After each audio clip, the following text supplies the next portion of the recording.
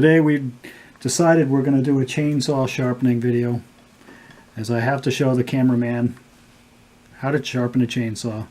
I figured it would be a good time to share that with you as well. There's plenty of good chainsaw sharpening videos out on YouTube, so by all means look at other ones. This is just a quick demonstration how I do it. The first thing we do is find a spot that sometimes they're marked with paint, sometimes they have, more often than not, they have two blades going the same direction, two teeth going the same direction. These chainsaw sharpeners is generally what I use. Oftentimes I do not use the guide, but we're going to start with that. There's a mark, there's graduated angle markings on these. There's also a mark on the tooth that shows, I don't know if we can see that or not, but there's a little mark on the tooth that shows the angle the blade is, or the chain is designed to be cut at. You line that up with it. So this one I believe is 25 degrees. If I put that on there, see, that's the 30-degree mark, and I think that's a little too much. 25-degree one's there. That's about right. So, one tip is always file out of the tooth, from the back side of the tooth to the front.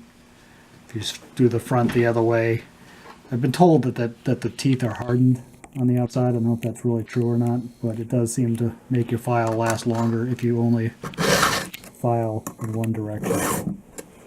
You want to keep the file going across the top nice and flat, and that's kind of what that does, riding on there.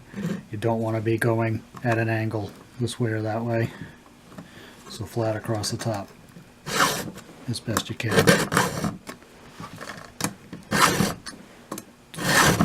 And do an even number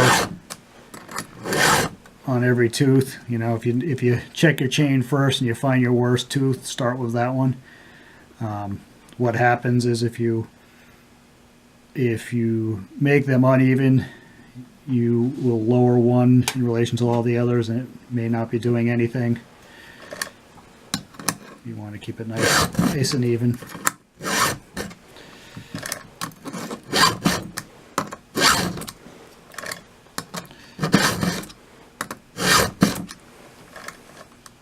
And you'll notice I'm skipping the teeth going in the other direction. We'll turn the saw around and get those going the other way.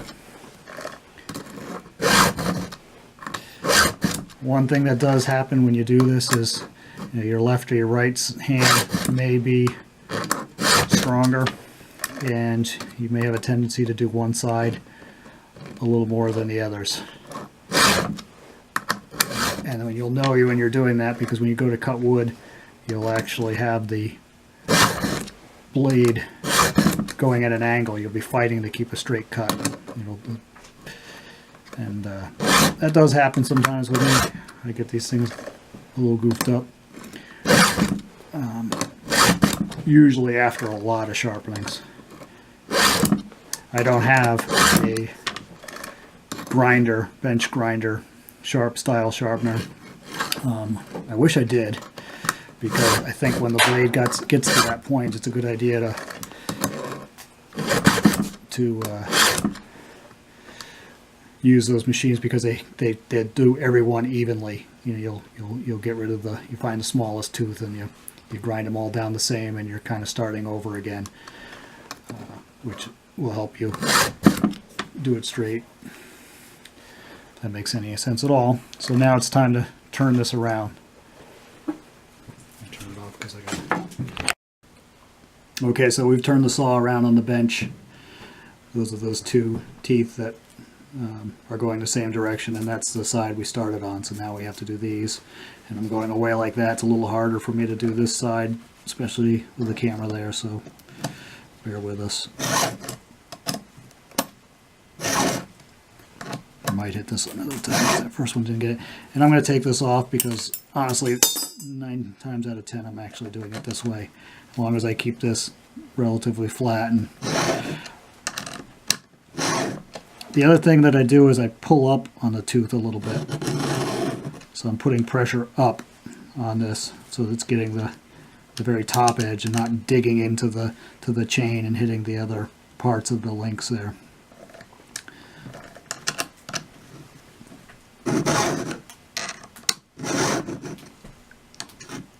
I'm just giving that a light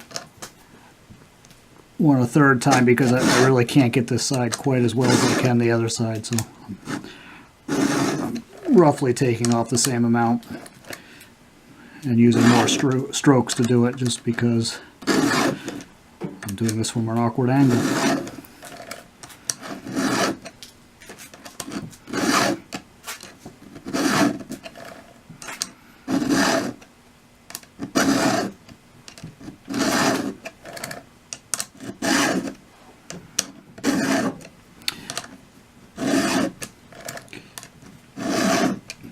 I think it's important to know how to do this by hand because the reality is your blade is sharp for about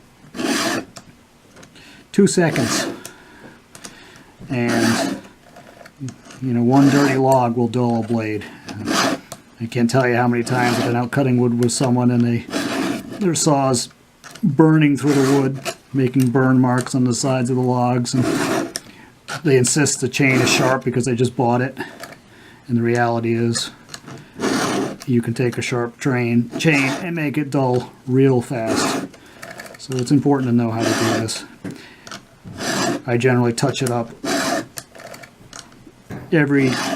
sometimes every tank of gas if I'm working on logs that the bark is dirty on. But usually every other tank of gas. And there we are, we're done.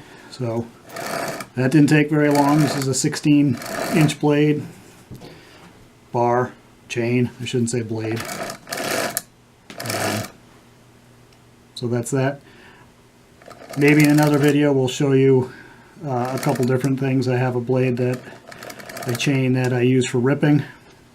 It's a different angle and a very different looking chain too. And then I have another one that we use on that little beam maker jig that I have, and I kind of did a custom grind on that really helped, and we'll maybe do a video on that. Happy hunting, Nimrod.